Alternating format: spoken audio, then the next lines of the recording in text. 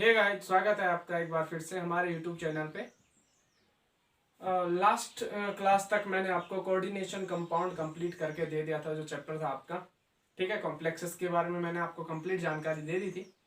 उसके जो अभ्यास के क्वेश्चन हैं, उम्मीद करता हूँ वो भी आप लोग कर लोगे और कुछ कुछ ने कर भी लिए होंगे। ठीक है, आज ना मैं आपको एक नया चैप्टर पढ़ाने वाला हूँ। नया बोले तो अभी देखो, मैंने आपको ऑर्गेनिक नहीं पढ़ाई है। ऑर्गेनिक मैंने अभी तक स्टार्ट नहीं किया, ऑर्गेनिक का एक भी चैप्टर स्टार्ट नहीं किया, तो मैं ऑर्गेनिक पे ही फोकस करने वाला हूँ। ठीक है, ऑर्गेनिक को पढ़ाने का सबसे मेन रीजन क्या है? देखो, फिजिकल का सॉलिड स्टेट मैंने आपको समझा दिया है, इनऑर्गेनिक में मैंने डी ब्लॉक और कोऑर्डिनेशन समझा दी। ये तीनों चैप्टर ना एक दूसरे से थोड़ा बहुत कोरिलेट होते हैं, तो काफी टॉपिक मैच भी करते हैं इनके, इसलिए मैंने आपको पढ़ाया है डी ब्लॉक, कोऑर्डिनेशन और सॉलिड। ठीक है, अभी सबसे मेन पॉइंट क्या है? ऑर्गेनिक केमिस्ट्री सबसे मेजर सब्जेक्ट है आपका, क्योंकि एक में आपका फिजिकल और इनऑर्गेनिक आ जाता है एक पोर्शन में, और एक पोर्शन में आपका अलग से स्पेशली ऑर्गेनिक केमिस्ट्री है। ठीक है, अब ऑर्गेनिक केमिस्ट्री में सबसे पहला जो चैप्टर है आपका, जिसका नाम है हैलोजन डेरिवेटिव्स।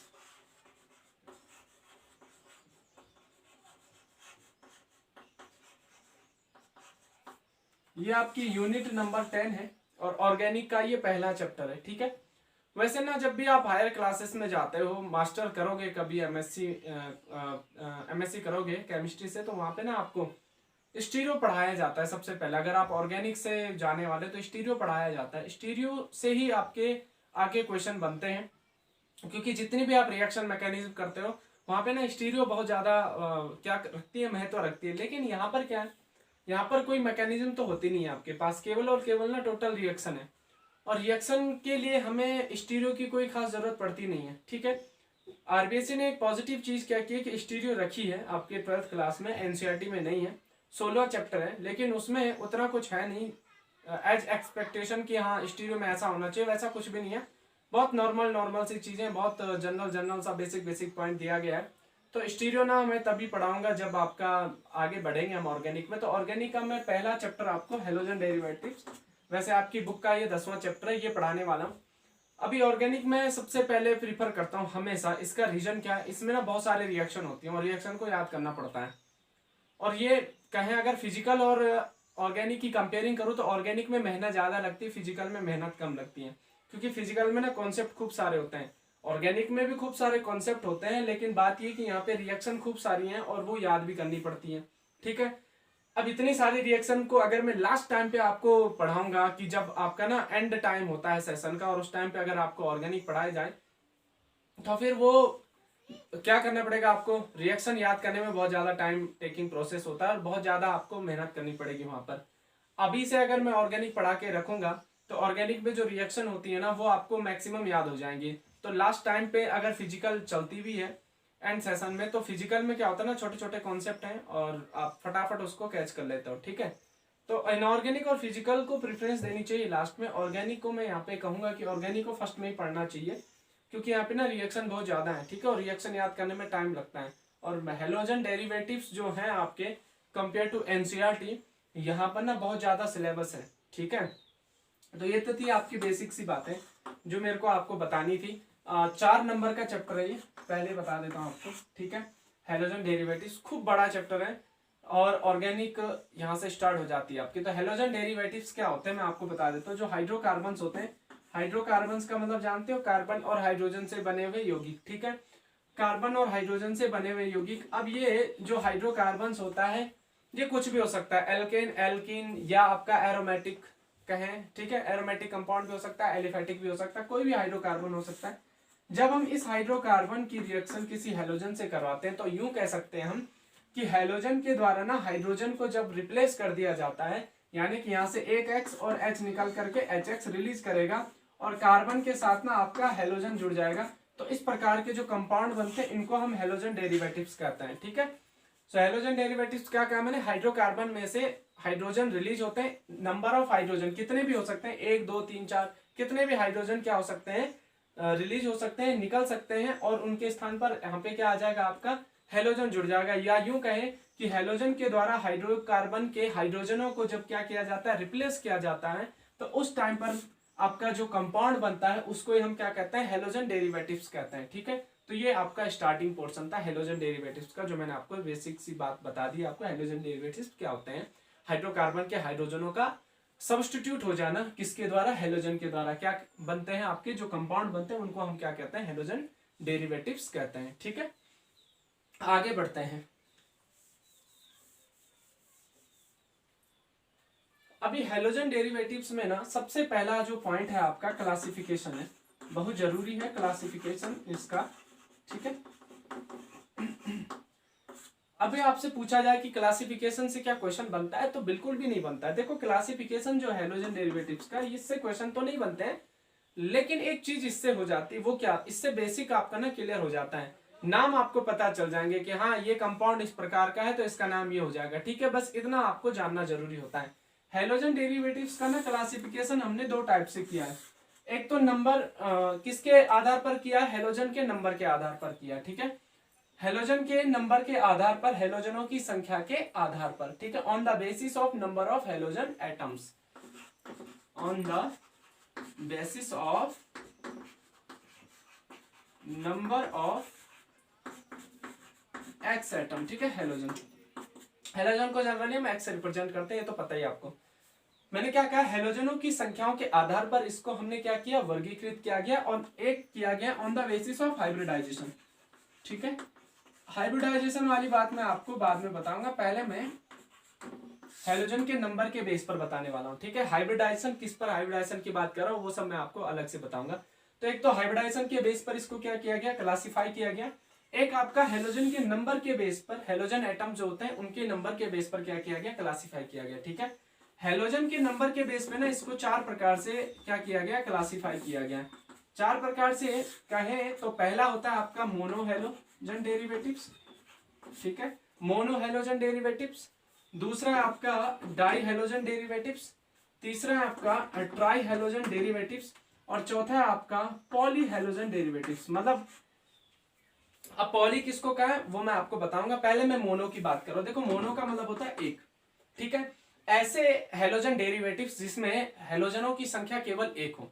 ठीक है, ऐसा कोई सा भी हेलोजन डेरिवेटिव जिसमें क्या हो, हेलोजन के नंबर एक हो, केवल एक ही हेलोजन उस हाइड्रोकार्बन से जुड़ा हो, या यूं कहें एक हाइड्रोजन के द्वारा जब हाइड्रोकार्बन के एक हाइड्रोजन को क्या किया जाता है, रिप्लेस किया जाता है, तो उस टाइम पर जो कंपाउंड बनता है उसको हम मोनोहेलो डेरिवेटिव्स कहते हैं। ठीक है, अब मोनोहेलो डेरिवेटिव्स में कुछ भी आ सकता है, जैसे आ सकता है आपका CH3Cl, जिसको हम क्या कहते हैं, मेथिल क्लोराइड कहते हैं। तो इसमें देखो एक ही हेलोजन एटम है, तो Cl की जगह मैं X लिख दूं तो ज्यादा बेटर रहेगा, क्योंकि X का मतलब कोई सा भी हेलोजन इसमें हो सकता है कि नहीं है। या हम कहें तो C2H5X, या कोई साइक्लिक रिंग बना दो इसमें ऐसे करके, या तो कोई एरोमेटिक कंपाउंड बना दो, जैसे बेंजीन पर ही जोड़ दो।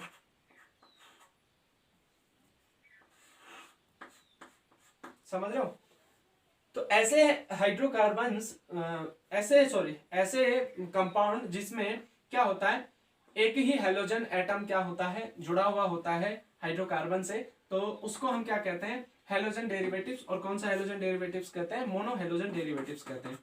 डाई की बात करते हैं। डाई में सबसे मेजर पॉइंट क्या है, डाई हेलोजन डेरिवेटिव्स का मतलब हम कहें जिसमें दो हेलोजन परमाणु जुड़े हों। ठीक है, जिसमें हाइड्रोकार्बन के साथ क्या है, दो हेलोजन परमाणु जुड़े हों, या यूं कह सकते हैं कि दो हेलोजन परमाणु जब दो हाइड्रोजनों का क्या करते हैं, रिप्लेसमेंट करते हैं, तो उस समय जो कंपाउंड बनता है उसको हम क्या कहते हैं, डाई हेलोजन डेरिवेटिव्स कहते हैं। अभी ना डाई हेलोजन डेरिवेटिव्स तीन टाइप के होते हैं। तीन टाइप में कौन कौन से होते हैं, एक होता है जेम, एक होता है विसिनल, और एक को हम कहते हैं ना लॉन्ग रेंज।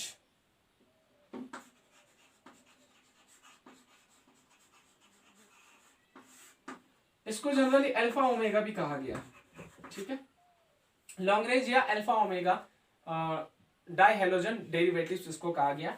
तो लॉन्ग रेंज हो गया, विसिनल हो गया, और जेम डाई हेलाइड हो गया। ठीक है, या यूं कहे जेम डाई हेलोजन डेरिवेटिव, या विसिनल डाई हेलोजन डेरिवेटिव, या long range die halogen derivatives. अब ये कौन कौन से होता है इसको मैं आपको थोड़ा सा स्टैंडर्ड ढंग से बताता हूँ। देखो आपको एक ध्यान रखना है, यहां बता देता हूँ। ठीक है, जेम कब कहेंगे, देखो जेम डाई हेलोजन डेरिवेटिव तब कहेंगे जब एक ही कार्बन पर क्या हो, दो हेलोजन एटम जुड़े हो। ठीक है, हाइड्रोकार्बन के एक ही कार्बन पर यदि दोनों के दोनों क्या जुड़े हुए हैं, हेलोजन जुड़े हुए हैं, दोनों के दोनों हेलोजन डेरिवेटिव हेलोजन जुड़े हुए हैं, तो इस प्रकार के कंपाउंड को हम क्या कहते हैं, डाई हेलोजन डेरिवेटिव। और डाई हेलोजन डेरिवेटिव में ये कौन है आपका, जेम डाई हेलोजन डेरिवेटिव है। ठीक है, एक ही कार्बन पर दो हेलोजन एटम जुड़े हुए हैं, एक और दो। ठीक है, आगे कुछ भी हो सकता है, सपोज करो एक H जुड़ा हुआ है, आगे CH3 जुड़ा हुआ है, डजंट मैटर। तो सबसे पहली बात है, डाई हेलोजन डेरिवेटिव क्या होते हैं, जिसमें हाइड्रोकार्बन के साथ क्या जुड़े हों, दो हेलोजन एटम जुड़े हों, या दो हेलोजन एटम के द्वारा हाइड्रोकार्बन के दो हाइड्रोजन परमाणु को रिप्लेस किया जाता है, तो बनने वाले यौगिक आपके डाई हेलोजन डेरिवेटिव कहलाते हैं। जेम में क्या होता है, ये दोनों के दोनों ना जो हेलोजन है, ये एक ही कार्बन से क्या करते हैं, दो हाइड्रोजन को रिप्लेस कर देते हैं और वहां पर अपना स्थान ग्रहण कर लेते हैं, तो ये आपका जेम हो गया।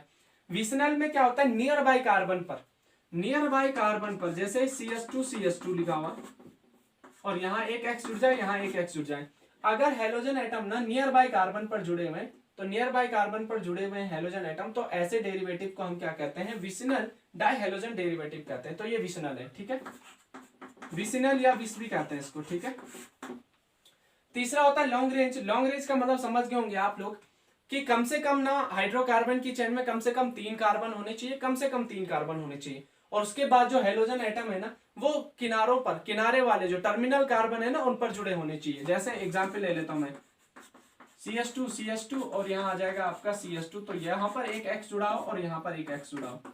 ठीक है, तो ये आपका क्या हो गया, लॉन्ग रेंज हो गया।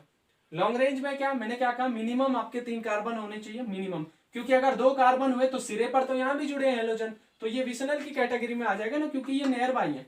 तो कम से कम 3 कार्बन होने चाहिए, और उसके बाद अगर टर्मिनल कार्बन पर आपके हेलोजन एटम जुड़े हुए हैं, तो हम इसको क्या कहेंगे, लॉन्ग रेंज हेलोजन डेरिवेटिव्स कहेंगे, या इसको अल्फा ओमेगा भी कह लेते हैं हम लोग। ठीक है, तो अब इसको मैंने क्लासिफाई कर दिया। मोनो डाई क्या होते हैं, अभी मैं ट्राई की बात करने वाला हूं। उससे पहले मैं अगर आपसे कहूं कि क्या हम एरोमेटिक कंपाउंड बना सकते हैं, इसमें तो बना सकते हो आप। एक बेंजीन पर आप 2 X जोड़ दो ऐसे करके, है कि नहीं है, यहां जोड़ दो या यहां जोड़ दो, यहां जोड़ दो, ऑर्थो मेटा पैरा कहीं भी जोड़ सकते हो आप लोग। अब ये ऑर्थो मेटा पैरा क्या होता है, 11th क्लास में आप लोग अच्छे से समझ चुके हैं इस चीज को। हाइड्रोकार्बन चैप्टर होता है 13वां, वहां ऑर्थो पैरा मेटा सब आपको सिखाया गया है कि नहीं है। तो ऐसे हम डाई हेलोजन डेरिवेटिव्स को क्लासिफाई कर सकते हैं। ठीक है, अलग अलग कैटेगरी में, जेम, विसिनल और लॉन्ग रेंज में। ठीक है, ट्राई में आप समझ ही गए होंगे। ट्राई हेलोजन डेरिवेटिव में मतलब जहां पर ना 3 हेलोजन एटम हाइड्रोकार्बन के 3 हाइड्रोजन को क्या कर देते हो, रिप्लेस कर देते हो, वो आपके क्या कहलाएंगे, ट्राई हेलोजन डेरिवेटिव कहलाएंगे। ठीक है, अब ट्राई हेलोजन में आप कोई सा भी ले सकते हो, जैसे CHCl3 ले सकते हो आप, या CHX3 लिख दो, ज्यादा बेटर रहेगा। ठीक है, ये तो ट्राई हेलोजन डेरिवेटिव सब, क्योंकि यहाँ पे 3 हेलोजन एटम ने कार्बन से 3 हाइड्रोजन को क्या कर दिया, रिप्लेस कर दिया। या कुछ भी ले लो, ऐसा भी ले सकते हो आप, CH2X, CHX एंड CH2X। ठीक है, या आप ओपन या आप क्लोज रिंग ले लो, साइक्लोहेक्सेन ले लो, उसमें 3 हेलोजन जोड़ दो, या बेंजीन रिंग ले लो, उसमें 3 हेलोजन जोड़ दो, कुछ भी।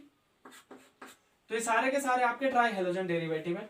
उसके बाद आता है आपका पॉली हेलोजन डेरिवेटिव। पॉली में क्या होता है, अगर 3 से ज्यादा हेलोजन एटम आ गए, 3 से ज्यादा हेलोजन एटम किसी भी हाइड्रोकार्बन में आपके मौजूद हैं, तो वो आपका पॉली कैटेगरी में आ जाएगा।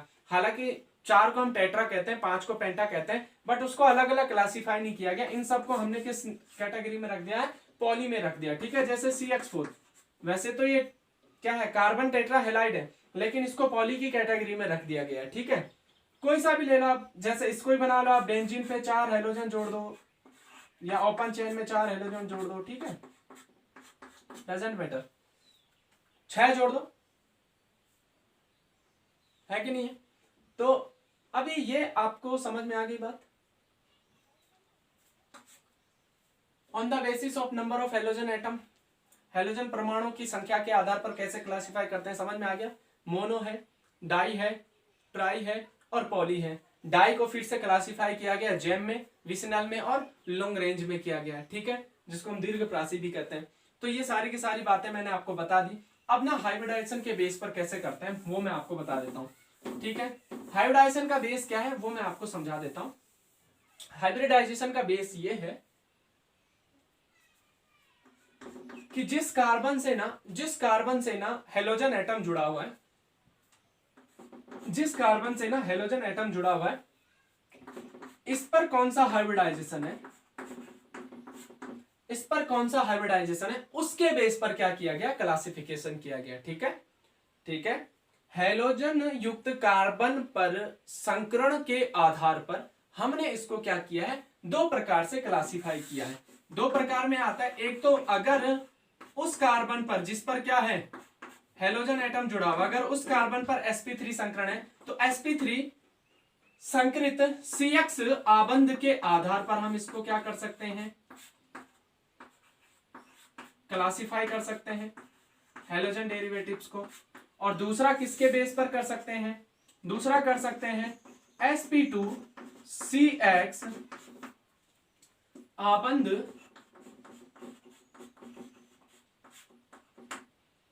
के आधार पर।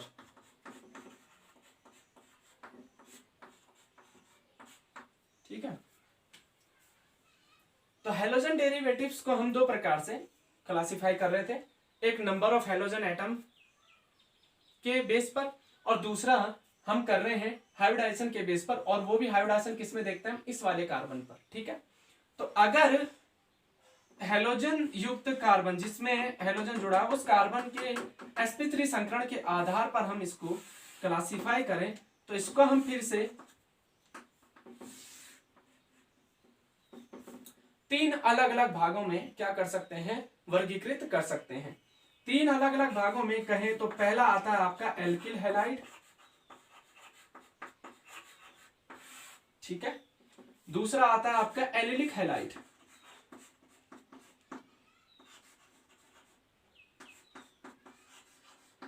और तीसरा आता है आपका बेंजिलिक हैलाइड।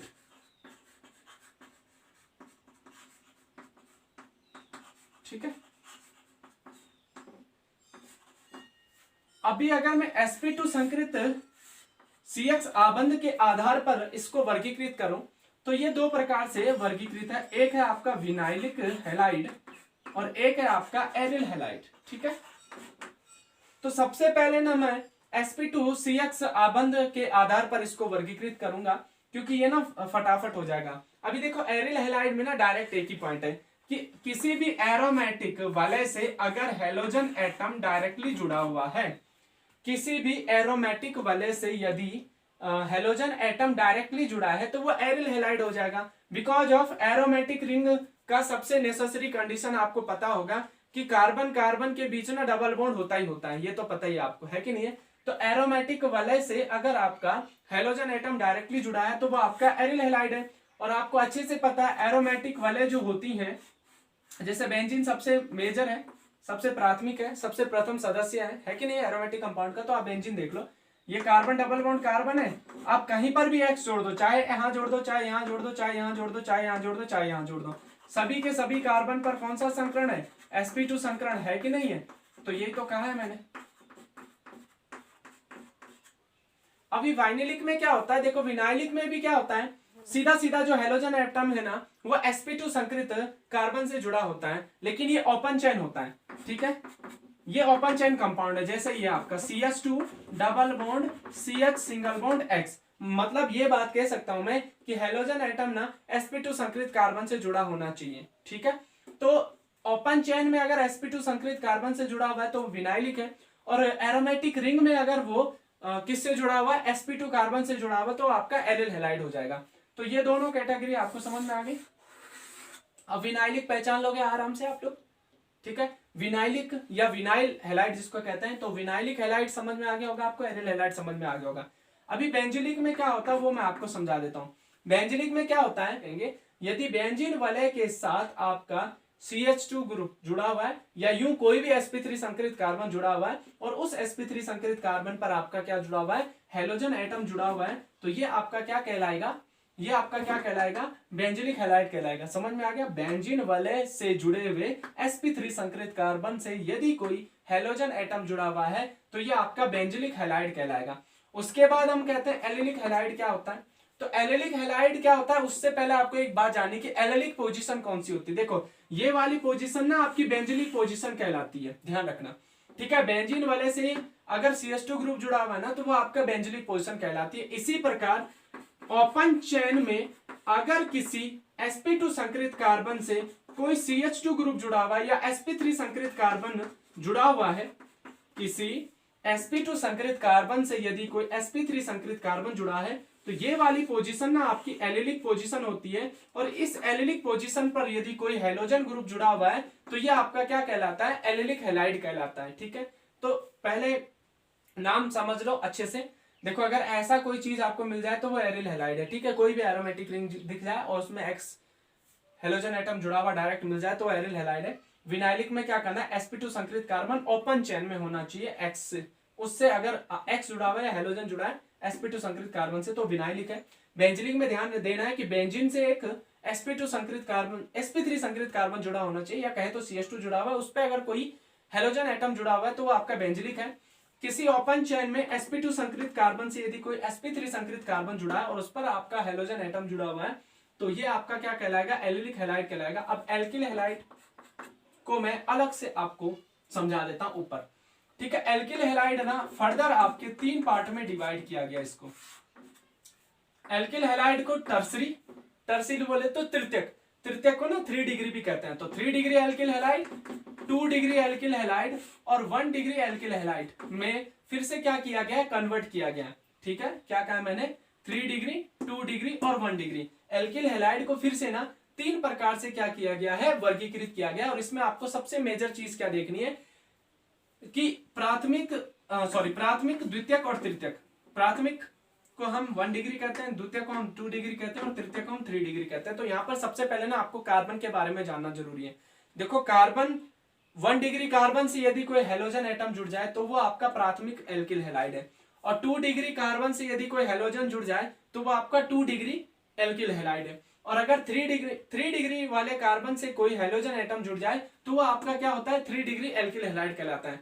इनकी डेफिनेशन समझ में आ गई। मैंने क्या कहा, प्राथमिक एल्किल हैलाइड क्या होता है, प्राथमिक एल्किल हैलाइड था ना, एल्किल हैलाइड 3 प्रकार के हैं, तृतीयक, द्वितीयक और प्राथमिक। प्राथमिक क्या होता है, यदि हेलोजन एटम ना प्राथमिक कार्बन से जुड़ा हुआ है। ठीक है, अब प्राथमिक कार्बन क्या होता है वो भी आप समझ लो।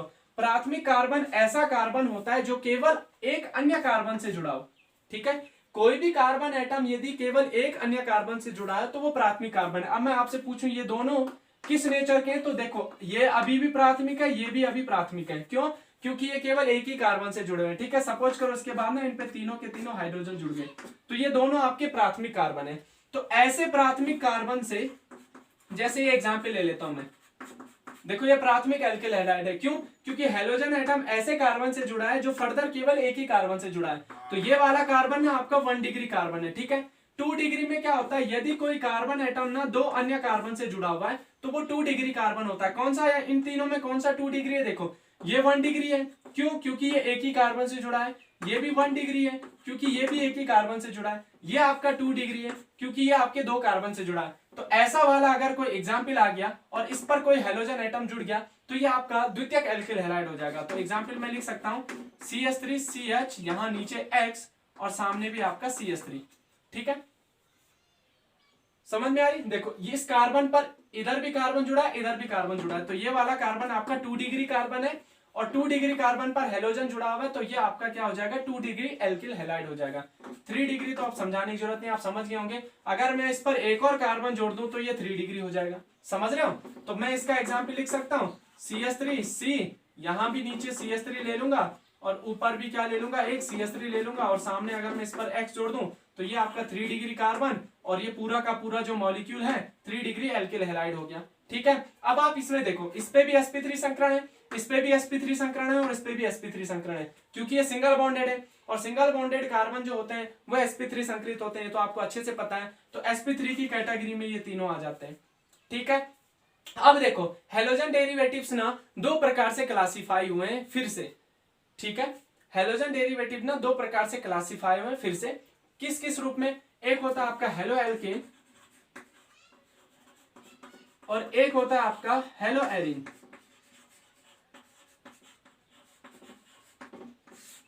ठीक है, एक होता है आपका हेलो एल्केन और एक होता है आपका हेलो एरिन, जो इस चैप्टर में आपको पढ़ना है। हेलो एल्केन के बारे में पढ़ना है और हेलो एरिन के बारे में पढ़ना है, इस चैप्टर की बात कर रहा हूं। तो इनको फर्दर ना हमने इस चैप्टर में दो प्रकार से डिवाइड किया है, हेलो एल्केन में डिवाइड किया और हेलो एरिन में डिवाइड किया, ठीक है। अब हेलो एरिन में कौन कौन आते हैं? हेलो एरिन में आपके एरोमेटिक कंपाउंड आ जाते हैं कि किसी भी एरोमेटिक यौगिक से अगर कोई हाइड्रोजन एटम हेलोजन के द्वारा सब्स्टिट्यूट हो गया है तो वो आपका क्या कहलाएगा? हेलो एरिन कहलाएगा। और हेलो एल्केन की कैटेगरी में कौन आ जाते हैं? हेलो एल्केन की कैटेगरी में वो आ जाते हैं जिसमें एल्केन से चाहे वो मेथेन हो, चाहे वो एथेन हो, चाहे वो प्रोपेन हो, पर्सनली किसी एल्केन से अगर कोई आपका क्या हो रहा है? हाइड्रोजन एटम रिप्लेस हो रहा है किसके द्वारा? हाइड्रोजन के द्वारा, तो वो आपके क्या कहलाते हैं? हेलो एल्केन कहलाते हैं, ठीक है। अब फिर से हेलो एल्केन को अगर मैं क्लासिफाई करूं तो आपको क्लासिफाई करने में कोई दिक्कत नहीं आएगी। हेलो एल्केन को हम कह सकते हैं कि देखो, हेलो एल्केन को ना नंबर ऑफ हेलोजन एटम के बेस पर हम चार प्रकार से फिर से क्लासिफाई कर सकते हैं। कैसे? Mono halo alkane, die halo alkane, try halo alkane और पॉली हेलो एल्केन, ठीक है। तो हेलो एल्केन में सबसे पहले जो आपको पढ़ना होता है वो पढ़ना होता है मोनो हेलो एल्केन के बारे में। उन सब के बारे में मैं अब आपको ना आगे डिस्कस करूंगा नेक्स्ट वाले लेक्चर में, ठीक है। हम हेलो एल्केन सबसे पहले स्टार्ट करेंगे, हेलो एरिन को बाद में स्टार्ट करेंगे, और हेलो एल्केन में भी हम सबसे पहले मोनो हेलो एल्केन स्टार्ट करेंगे, फिर डाई पे जाएंगे, फिर ट्राई पे जाएंगे और फिर टेट्रा पे जाएंगे, ठीक है। पॉली में सब आ जाते हैं, टेट्रा पेंटा, ठीक है। तो हम टेट्रा पे जाएंगे, उसके बाद हम एरोमेटिक के बारे में पढ़ेंगे। एरोमेटिक किसके बारे में? हेलोजन डेरिवेटिव के बारे में पढ़ेंगे या हेलो एरिन के बारे में पढ़ेंगे, ठीक है। तो सबसे फर्स्ट ऑफ ऑल आपको हेलो एल्केन के बारे में पढ़ना है, जिसके बारे में आपको नेक्स्ट लेक्चर में पढ़ाऊंगा, ठीक है। तब तक के लिए थैंक यू।